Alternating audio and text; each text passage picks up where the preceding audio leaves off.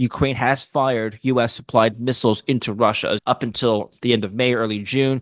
It was a policy that the Ukrainians were not allowed to strike into Russia using their weapons or Western weapons. That has changed. That policy has reversed. And now we are getting reports that Ukraine did indeed hit the Belgorod region with U.S. supplied missiles. We've had a series of red lines that the Russians have established. I think this is the 37th.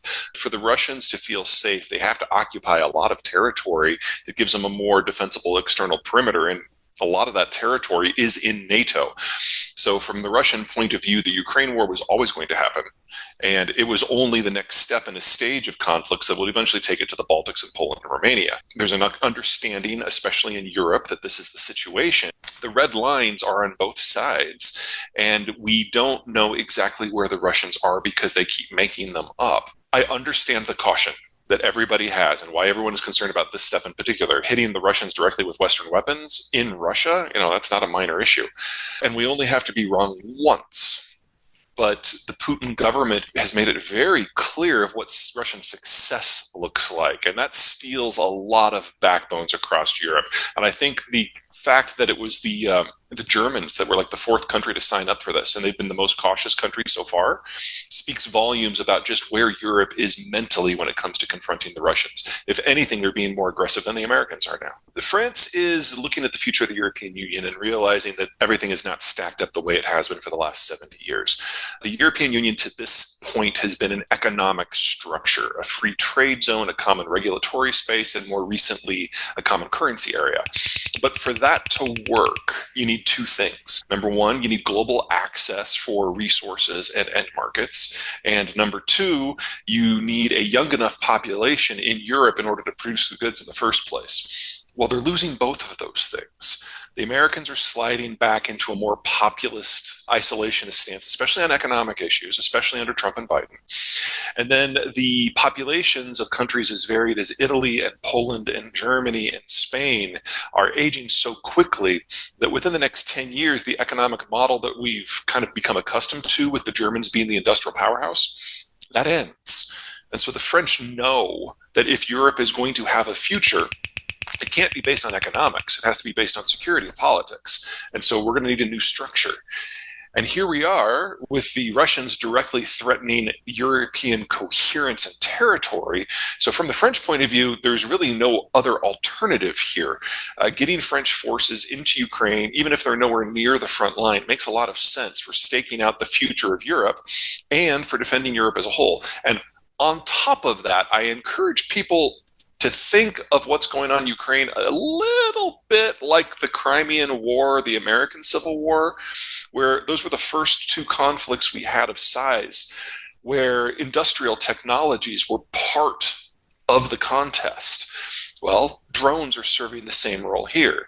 And while the French may have a military that punches above its weight for a country of its size, they have absolutely no experience in drones. Training the Ukrainians in Ukraine on French equipment makes a lot of sense. Having the Ukrainians train French troops on drones also makes a lot of sense. The NATO troops inside Ukraine, if they're not in a combat role, is actually less of a red line than the other 37 that we've already crossed. Yeah, officially it's still to be determined. Trainers are definitely a big chunk of it both ways. I would say that the only place where the French might get into a place where they might actually get shot at, and it's very, very low chance, is if they decide to put the French on the northwestern part of Ukraine up against the Belarusian border in order to basically provide a DMZ Korean-style tripwire so that the Russians don't decide to come in from that direction.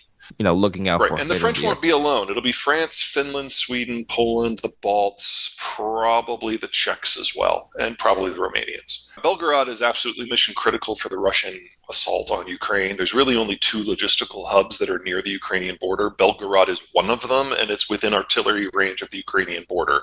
So that one was always going to be at the top of the list, especially when the Russians tried a renewed Kharkiv offensive in the last several weeks. The other one is, for the future, it's Rostov-on-Don. It's on the other side of the Donbass, and the Ukrainians have very few weapon systems that can strike it in any meaningful way. So that's a discussion for a year from now, 3 years from now, once the Donbass is cleared, if the Donbass is cleared. Other targets within Russia, they're not close. If you're looking for rail junctions or pipeline junctions, they're just not sufficiently close to Ukraine to kind of hit a red light period. Now, that said, there is no way that Ukraine eventually ends this war on something that it would be satisfactory to Ukraine and Europe without taking the war into Russia proper to break those logistical infrastructures. So sooner or later, this will expand beyond the Belgorod axis into a broader sweep of territory. But we're going to go for this whole escalation management, as they like to call it in Washington, where you do it in baby steps. Oftentimes, a single country green lights its weapon system to be used in a simple way. You see how the Russians respond, and then everybody else piles in. That's how it's happened to this point. And to this point, it's prevented the Russians from deciding that this is it, this is the end.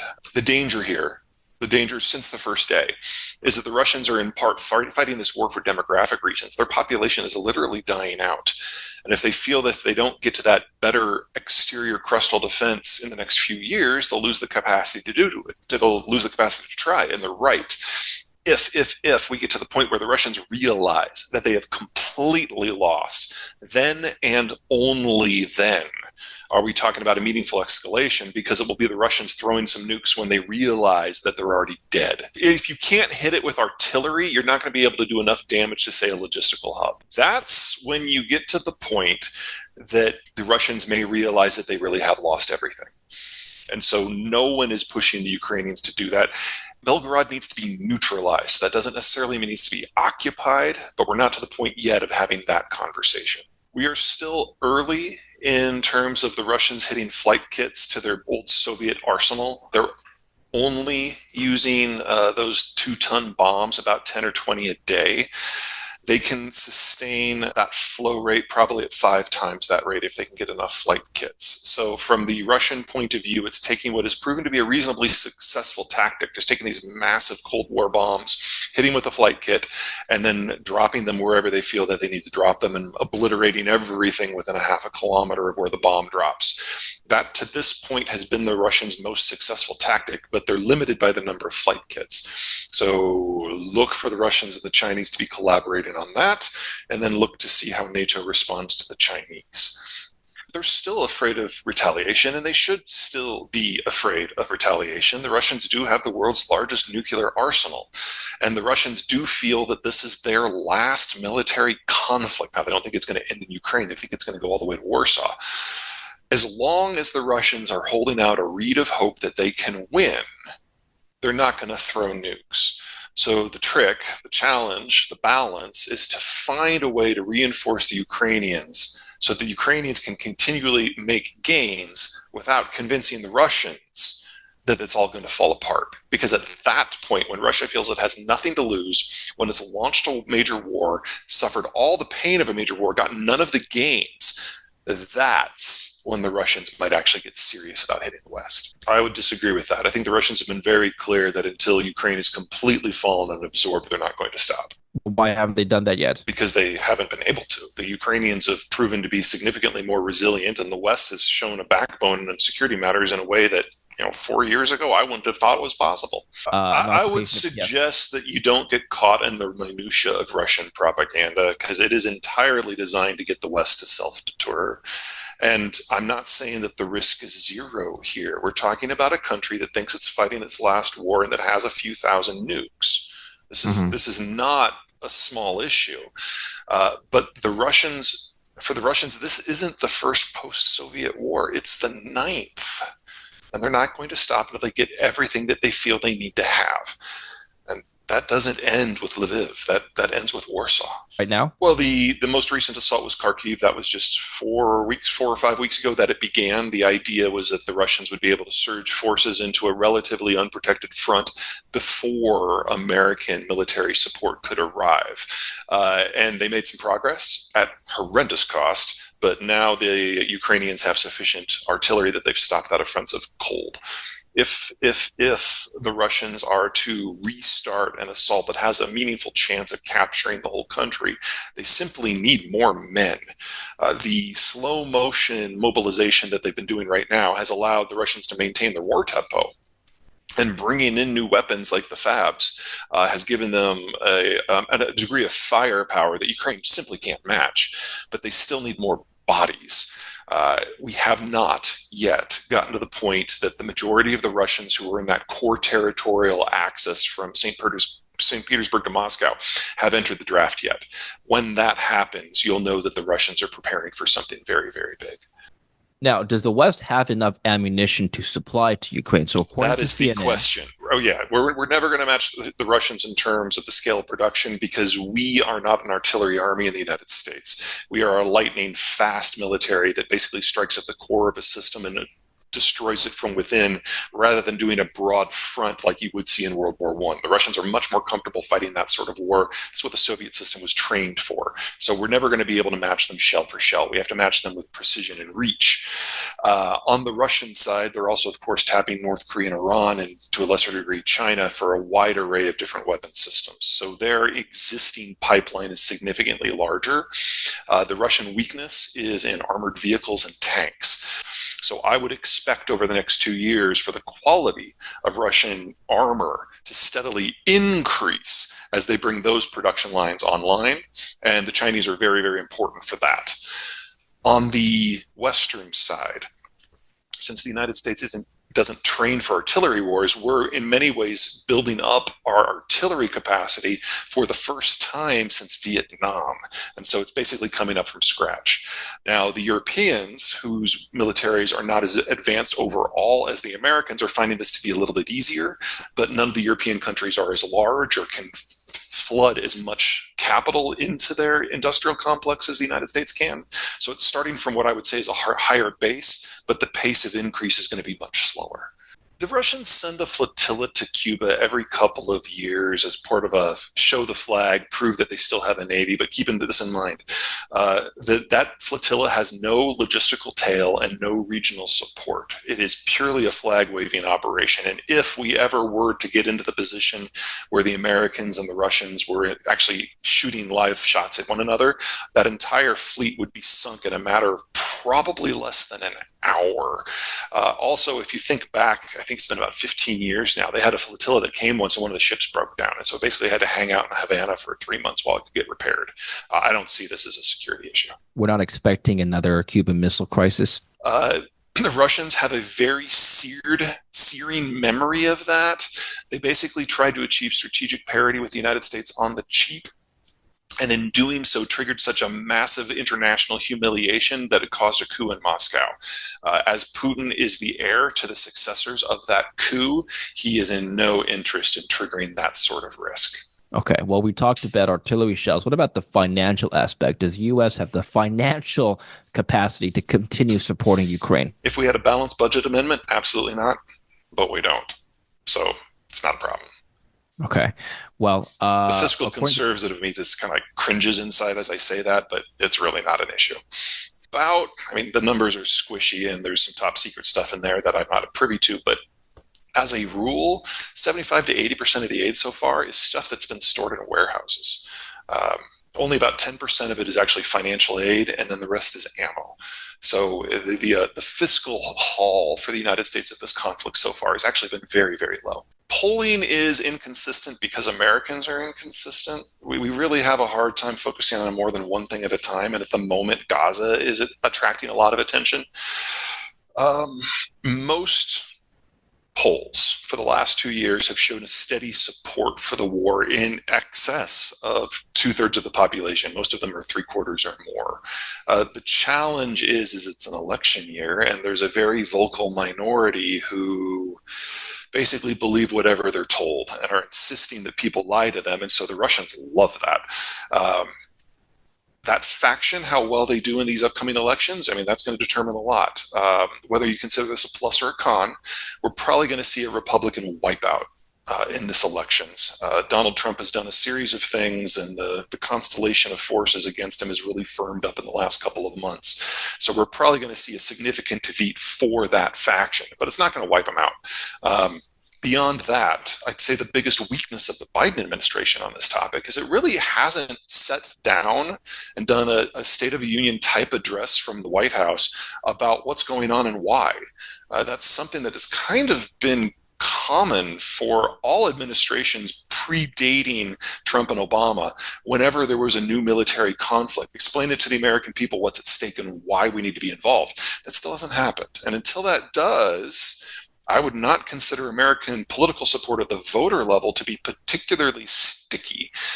Any battle in which the Ukrainians don't inflict at least a 6-to-1 casualty ratio on the Russians, from a demographic point of view, is a battle the Ukrainians have won. And so the Western weapons and Western intel are in many ways force multipliers.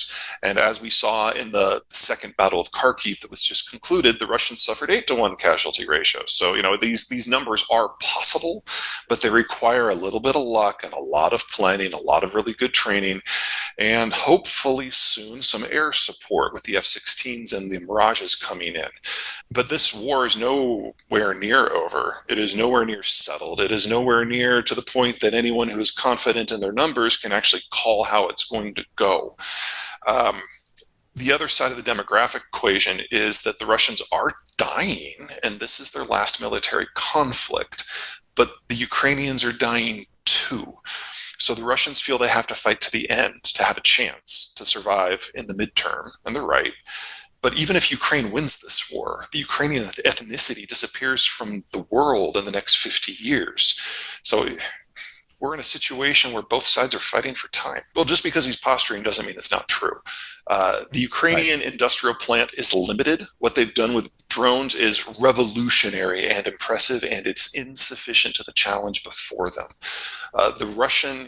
The Soviet arsenal that resides in Russia all by itself is probably enough to win this war if nobody else gets involved. In fact, I would say it's a little surprising that it hasn't won the war already. It's so huge. And that's before you bring in millions of shells from North Korea, before you bring in thousands of drones from Iran, before you bring in all the technical assistance from China.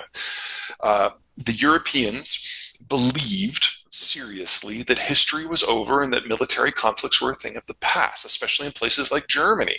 And while as an American, the idea that the Germans have become pacifist actually makes me feel kind of secure because I remember how it was when they felt otherwise.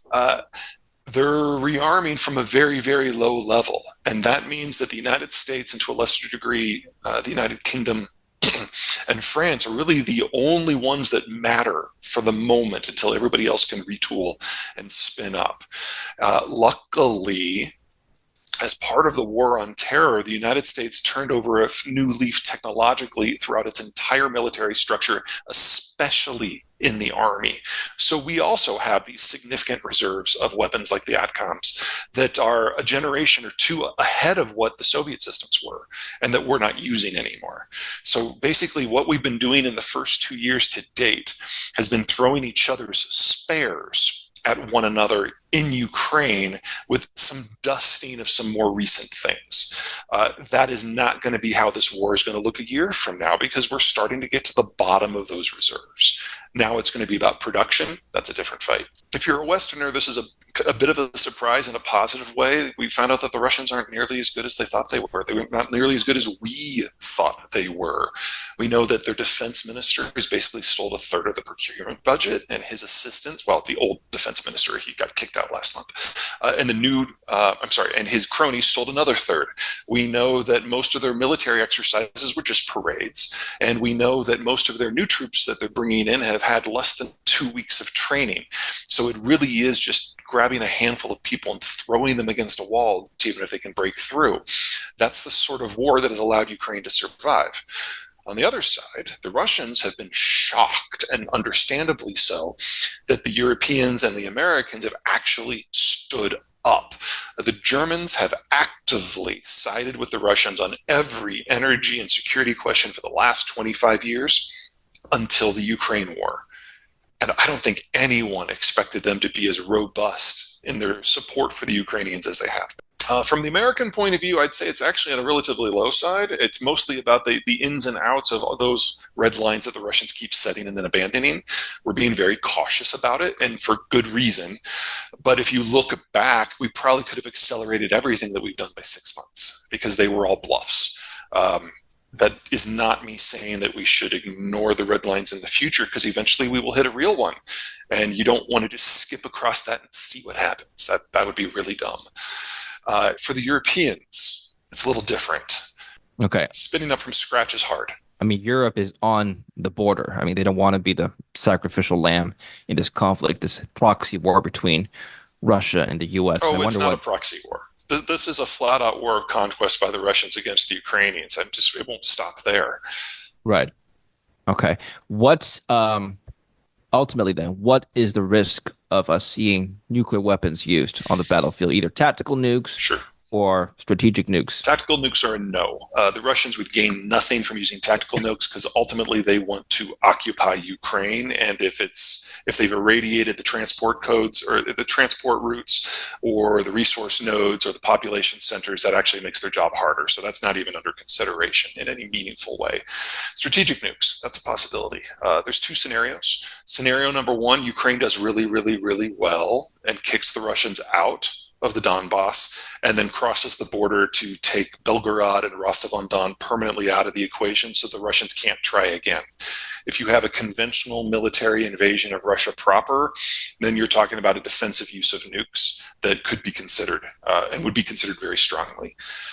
The second option is that the Ukrainians do badly. The Russians overwhelm Ukraine, and as soon as they feel they've pacified Ukraine to a satisfactory level, they then come to try to reach the Vistula, the Baltic Sea, and the Danube. And that brings them into direct conflict with NATO.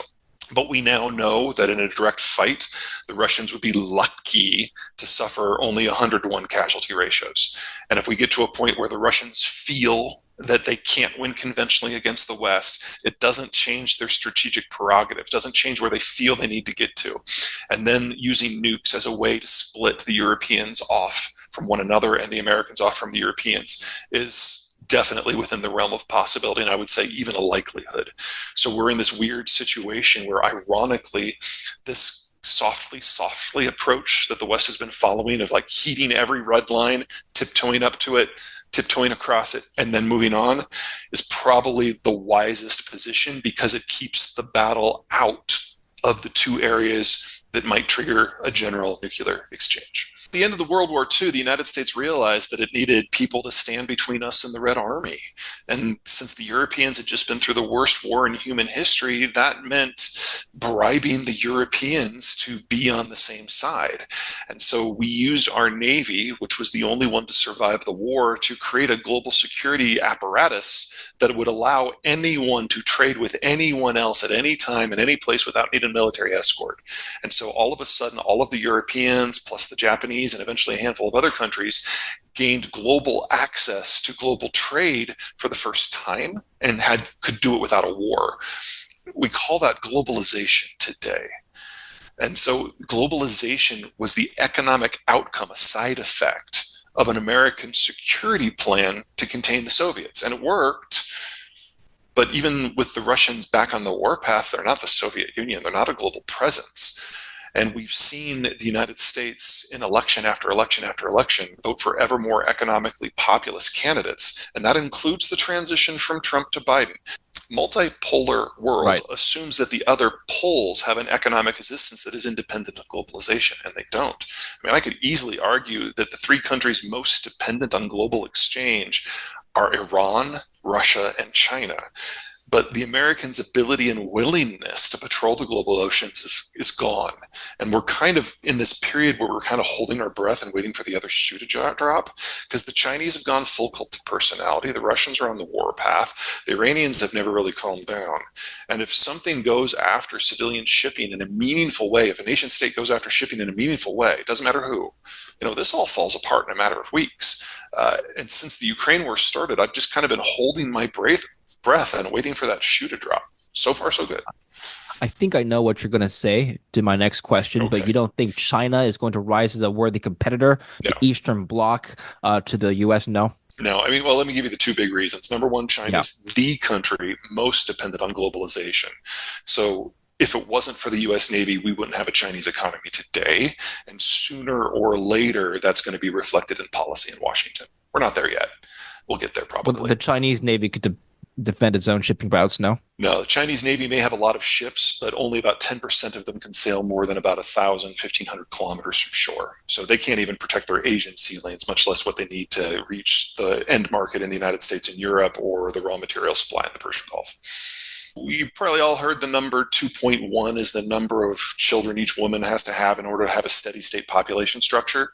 Yeah. China's now been below that since the 80s. In fact, they've had a birth rate lower than the United States since the early 90s. So this is the decade where they lose sufficient working age population to even have an economic structure. 10 years from now, the Chinese will be so aged that we won't even have an economic theory as a species that suggests there's something that might work over there. So what we've been seeing for the last 20 to 30 years roughly is this moment where the Chinese all stopped having kids, but they hadn't yet hit mass retirement. And so all of their energy was focused on employment and production and consumption, but there's no replacement generation. Now we're getting to the point where that big block of people is all moving and dying out, moving into retirement and dying out, and there's just nothing below at all. So this is the decade where the story just ends. And so Right. the birth rate in the major cities is now 1/4 of replacement level. For most of those, if you're talking assembly, the Chinese are the king, no doubt. So if you take Sure. technology, build it into intermediate parts, you take those parts into China, you assemble them into a finished product, it looks like China really, really matters. Really, all they did have fingers and eyes to put it together. That's not nothing. And finding other fingers and eyes to replace that in the manufacturing supply chain is the challenge of the decade. But for the rest of that, the manufacturing side, not really.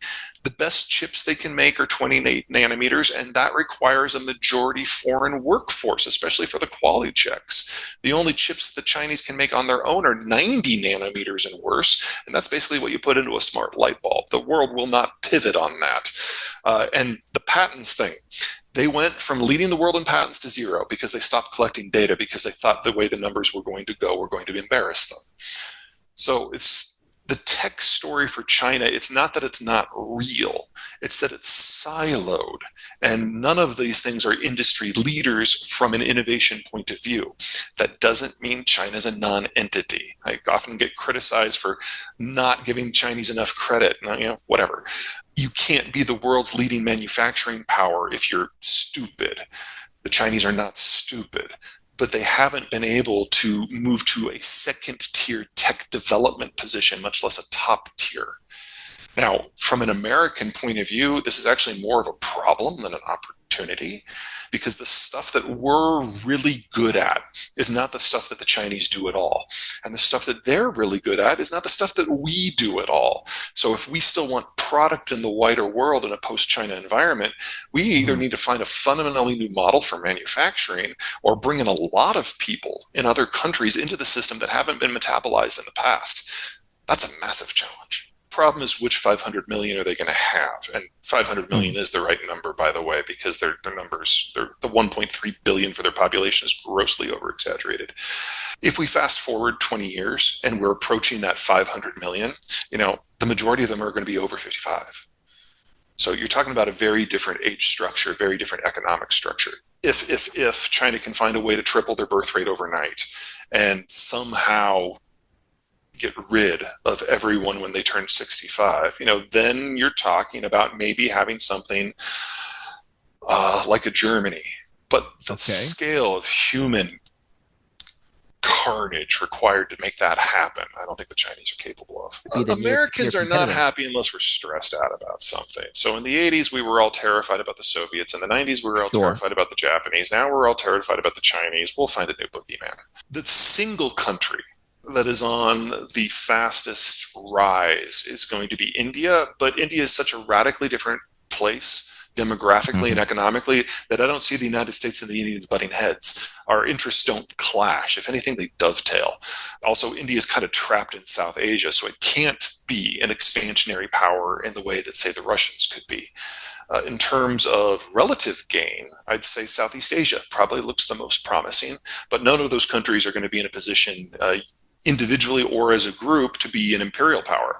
So I don't mean to suggest that the next 20 years is just going to be a walk in the park, but there are sufficient nodes in the world that actually look really positive, even with globalization breaking down, that there is a future for most of us. And for the ones who make it, it's going to be a pretty bright one.